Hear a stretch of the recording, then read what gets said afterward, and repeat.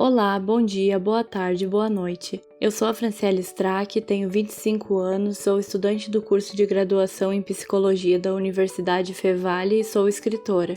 Nesse vídeo eu vou falar um pouco sobre memórias falsas. Para chegar nesse tópico, precisamos primeiro dar uma olhada bem básica na memória como um todo. Memória é o meio pelo qual recorremos a certa informação com a qual já tivemos contato previamente. Eu sei, parece meio óbvio. Basicamente, as informações chegam para nós através de nossos 5 sentidos e então as transformamos em uma representação mental. Esse processo é chamado de codificação. Então, no processo de armazenamento, armazenamos essas informações em nossa memória e elas ficam lá, guardadinhas de maneira codificada.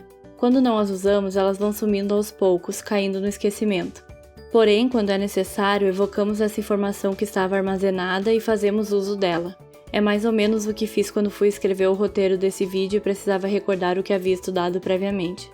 Chamamos isso de evocação ou recuperação. O mais importante aqui para esse vídeo é lembrar que não gravamos a informação de um acontecimento que vivenciamos como se fosse um vídeo que tivéssemos filmado. Lembrar das coisas não é como assistir a esse vídeo que você está assistindo agora. Apesar de gostarmos de usar aquela expressão de que a lembrança passou como se fosse um filme pela nossa cabeça, de que nos lembrávamos de cada detalhe, bom, não é bem assim que funciona. É só pensar em como não podemos literalmente mexer em um arquivo, selecionar a lembrança desejada e assistirmos a ela. Não podemos pegar um acontecimento que vivenciamos e dar zoom em uma coisa ou outra. Por exemplo, dar zoom numa expressão de descontentamento que alguém fez quando você estava falando, ou em alguém lá no fundo que claramente não estava prestando atenção naquilo. Sim, o nosso cérebro é muito complexo mesmo, mas não estamos em um episódio de Black Mirror. Ainda não, pelo menos. E já podemos ver como isso seria problemático no episódio The Entire History of You. É aí que entram as falsas memórias. Nossa memória é volátil, inconstante, é fácil de manipular, seja por terceiros, seja por nós mesmos. Sim, nós também acabamos manipulando nossa memória mesmo sem sabermos disso. O fazemos de modo involuntário. Há 2 modos gerais pelos quais memórias falsas são implantadas em nossa cabeça. Uma é chamada de distorção endógena e a outra de distorção exógena. Endógena, que vem de dentro, exógena, que vem de fora, do exterior. A distorção endógena é causada por nós mesmos, de modo espontâneo, totalmente não intencional. Por exemplo, a cada vez que contamos a alguém um acontecimento que presenciamos, o relato sai com alguns detalhes diferentes da primeira versão. Não é voluntário, não é como se estivéssemos mentindo, simplesmente acontece. É que nunca recordamos 100% dos detalhes, porque nossa memória não funciona assim, lembram? E quando relatamos a história, nosso cérebro simplesmente faz com que as peças se encaixem, para que as coisas façam algum sentido. Ah, agora eu entendi! Agora eu saquei! Agora todas as peças se encaixaram! O problema é que as informações usadas para preencher essas lacunas são falsas. Então, visualizamos aquele detalhe e relatamos nossa nova memória sem saber que ela não é completamente verídica. Já a distorção exógena, ela acontece quando a informação falsa é sugerida por alguém de fora. Aqui, geralmente a pessoa em questão pode fazer isso de modo intencional, porém, isso não é regra. Talvez seu amigo realmente tenha aquela falsa lembrança de estar assistindo Dragon Ball Z no dia 11 de setembro de 2001, quando ouviu pela primeira vez sobre o ataque às Torres Gêmeas. O fenômeno que explica essa memória falsa em específico tem nome. Chamamos de efeito Mandela, onde, resumindo bem, um grupo enorme de pessoas tem certeza de que algo aconteceu de tal jeito, mas na verdade não passa de uma memória falsa coletiva. Mas isso é um assunto para outra hora.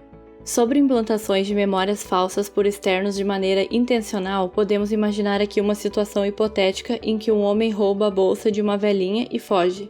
10 pessoas presenciaram um assalto cometido por um homem de calças pretas e camisa vermelha de mangas compridas. Ele não usava nenhum adereço. A polícia acabou detendo 2 suspeitos logo depois do acontecido, o que os faria ainda estar vestindo a mesma roupa do assalto.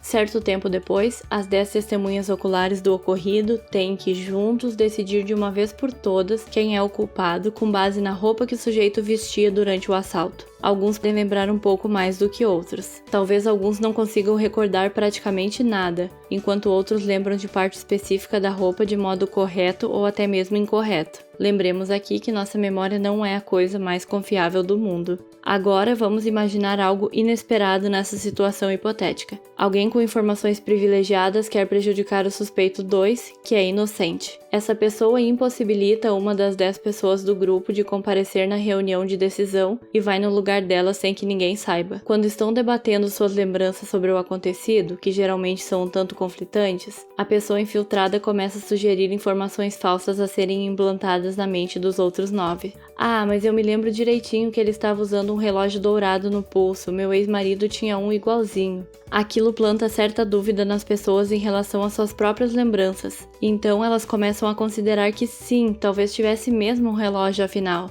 E logo já começamos a ouvir alguns comentários do tipo: tem razão, eu não estava lembrado, mas agora que você falou, tenho 100% de certeza que ele usava um relógio. E começam então a dar vários detalhes minuciosos da cena. Aí o infiltrado continua com o jogo e um inocente é condenado por causa de memórias falsas. Se uma pessoa quiser mudar o resultado de um julgamento, ela não precisa convencer um júri inteiro a mudar de opinião, só precisa chegar até uma única testemunha ocular. Isso até nos faz questionar se seria prudente confiar cegamente no depoimento de uma testemunha, né?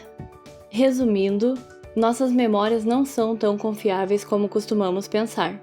Falsas memórias são corriqueiramente comuns e geralmente contêm muito, mas muito mais detalhes do que uma memória verídica. Como diria aquela famosa expressão idiomática, o diabo está nos detalhes. Lembrando que esse vídeo é apenas um recorte, um olhar básico para introduzir alguém no assunto. Espero que o vídeo tenha servido ao propósito e que vocês tenham gostado. Até mais!